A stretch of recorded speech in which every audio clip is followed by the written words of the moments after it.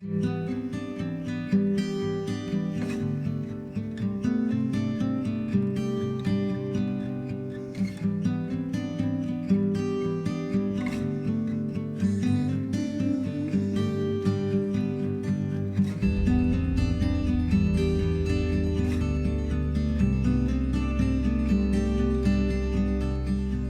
you come to the Middle East, the first thing you notice is the urban life and the cities and how modern they are. Also, you get to fulfill your dream of owning an SUV or a 4x4 sooner or later. But the irony of the matter is that 90% of the SUVs that we have today have basically been driven on the road or some basic sand tracks or the tarmac or gravel roads. So what we intend to show you today is basically to introduce you to what these SUVs are capable of and how they can perform. Because as we all found out as part of Free Spirits, our group, is that as much as the beauty lies in the urban cities of the Middle East, a lot of beauty also lies outside. So today we're going to take you through a journey of introducing you to the desert. But in the meantime, I'm just less than half an hour away from Dubai, out of Dubai, and just have a look around and see how beautiful this place is. This is known as the Al Faya Desert of Sharjah.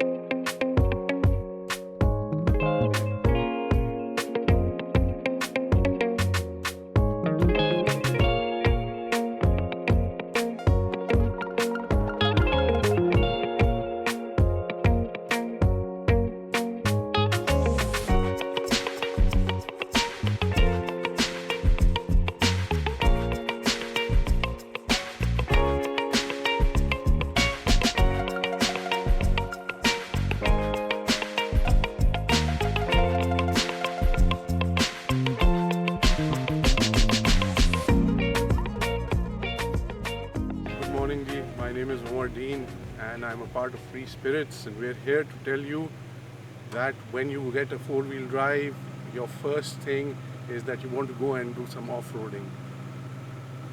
We will be talking about various tips on what you should be doing, but right now we're going to show you what actually happens with all that enthusiasm, what you do and what you shouldn't be doing.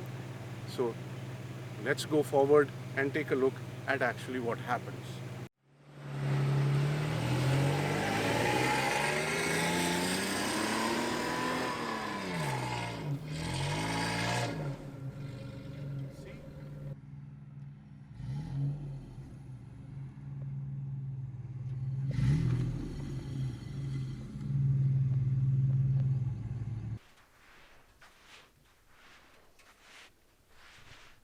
So guys, as you can see, I came to the desert without much preparation. I thought I'll just be able to climb this dune, but I'm stuck. So let's find out what I did wrong.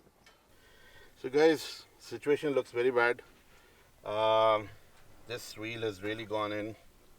I think the first is that I didn't deflate the tires, so they are at the full 35 psi pressure. So what does actually deflation do for you?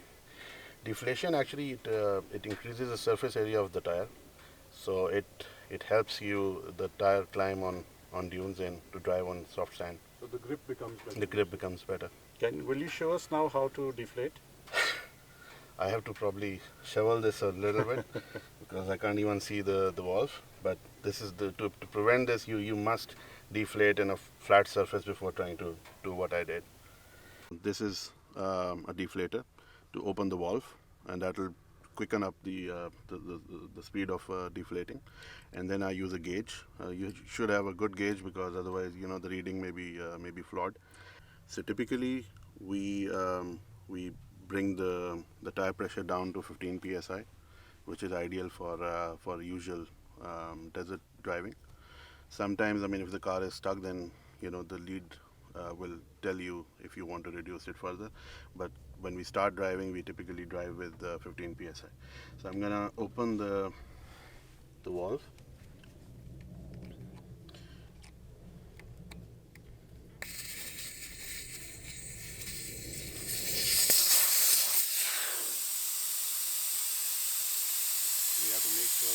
You don't take out too much air.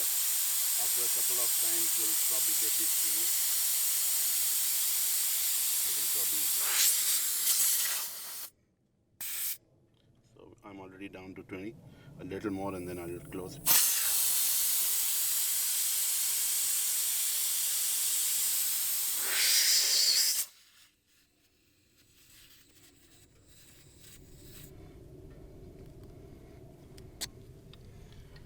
Let's check what we've done. Slightly above 15, so I can manually take this out. It's better to do this manually if you're new, rather than bringing it down and then looking for a compressor.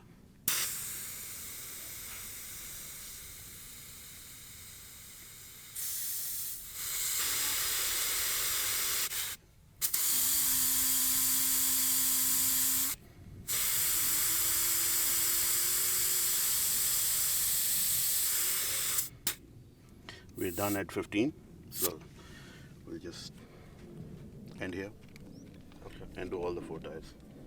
You saw that we need to actually deflate. Now, some of the other things that you also need to do, which we're going to be talking to you about, is how to engage your 4x4.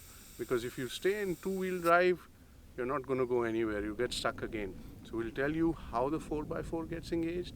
Also, what we will tell you is that how to disengage the traction control. Your cars these days come with something, it's a safety measure which comes with something called traction control. You need to put it off so that your car can easily flow and drive into the desert and not by itself ask you to stop.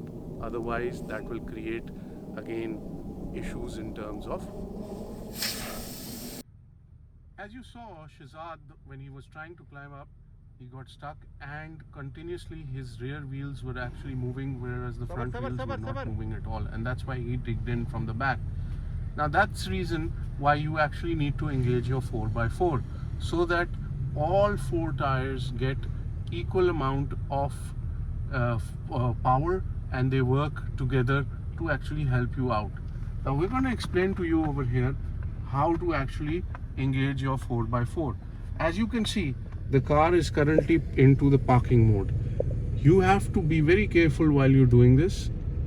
Put your car into a stationary position and then either place it in parking or place it in neutral before you actually start engaging the 4x4. Over here, you can see that the car is equipped with a button which says 2-wheel drive, 4-wheel high and 4-wheel low. We're not going to talk about 4-wheel low right now. We're only going to be talking about 4-wheel high, is because that's what you're going to be using mostly. Now the car is in parking position. It's in neutral. Simply, you just press onto the brakes and then turn the knob from 2-wheel to 4-wheel. What will happen is that the dashboard system will actually explain to you over here that the 4x4 has actually been engaged. Now you're actually good to go.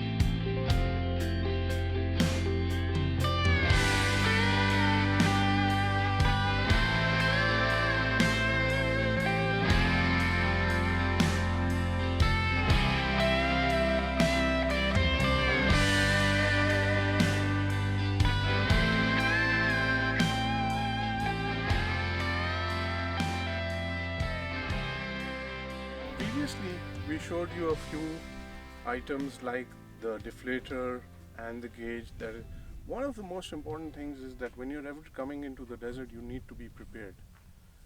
Always be prepared. We're going to show you a few items that you should have always with you on handy, because they'll really help you in terms if you ever get stuck, or if someone else gets stuck. So here are some of the items that you would always need to take with you. You can see over here with me, I have a rope, a tow rope. This is very, very important. One of the most crucial tools that you could carry with you when you're coming into the desert. Now there are two types of ropes. One you'll normally get, it is a flat rope, strong rope, not recommended. This is the sort of rope which is called a kinetic rope. And this kinetic rope is basically flexible. It's strong and it's flexible, and it doesn't put a pressure, and it doesn't actually also break while you're actually pulling it out. Now, along with this, what you will also require are shackles. These shackles are the one that you will tie to the car and then your rope onto it. There are two types of shackles. When you go into the market, you'll usually find this sort of a shackle, a steel shackle. It is not recommended, again, because it is very tough and it can easily break. There's another sort of shackle which comes highly recommended. This comes with the kinetic rope, and this is called a soft shackle. Please try and use this because it will limit any sort of dangers of the rope snapping and causing any sort of damage. Gloves are another thing that you should have, because the sand sometimes is hot, the rope is hard. So again, all of these items that I'm showing you are basically related to safety, and you are being prepared to actually go into the desert. Now, you can dig the sand with your hands, but it is also very good if you carry one of the shovels with you. So you see, this is very easy. It will actually help you dig a lot easier. Another important thing that we always recommend is that you have a flag on your car with you. Now the flag over here, I'll show it to you. This car, you fix the flags and you release it. What is the importance of this flag? Now when you go on top of a dune, there is another car behind you. What will happen is that your car will vanish. Now if you're stuck in front, the car behind you will not know that you're there, unless or until you've got a long flag like this, which is then visible from afar. They say, the desert has a way of teaching you, your weaknesses. So what we've learned over the years driving in the desert is that there are 2 or 3 things that you need to keep home or leave at home before you hit the sands. The first thing and the foremost thing is, of course, your ego. Most people who have accidents or who have unfortunate incidences in the desert are running on their ego and not on their driving skills. So any element of ego, any feeling that you have to prove yourself or to yourself that you're capable, leave it at home and come as a person who's humble and who respects the desert.